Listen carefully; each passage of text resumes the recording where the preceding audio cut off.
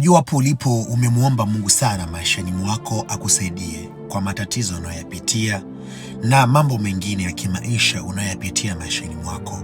Njaa inakusumbua, watoto wanakusumbua, magonjwa yanakusumbua na mambo ya namna hiyo yamekufanya kuna wakati unajisi kukata tamaa na kujisi kwamba Mungu amekuacha. Sikia nikwambie kitu kimoja, niko hapa kukukumbusha kwamba Mungu anakupenda sana na ana mpango mzuri na wewe. Haijalishi ni mangapi unayopitia maishani mwako, usimsahau Mungu. Mweke Mungu kwanza mbele ya mambo yote yale.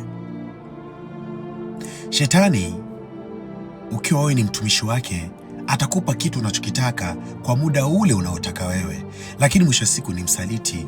Lakini Mungu ujibu maombi ya mwanadamu kwa muda anaotaka yeye, na ndio maana una uwezo wa kumwomba Mungu kwa zaidi ya miaka 30, miaka 10, miaka 6, lakini akaja kukujibu kwa muda wake anaotaka yeye. Kwa hiyo matatizo na majaribu unayopitia maishani mwako, ama Mungu kutojibu maombi yako, yasikufanye umwache Mungu akaenda zake.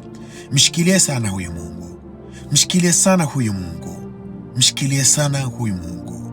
Ni mwema, anakulinda, anakupenda, anakupambania vita vya kiroho ambavyo hauwezi kuviona kwa macho ya kibinadamu. Hivyo basi, unachopitia kwa muda huu kisikufanye ukate tamaa, kisikufanye ukamwacha Mungu akaenda zake, bali mng'ang'anie.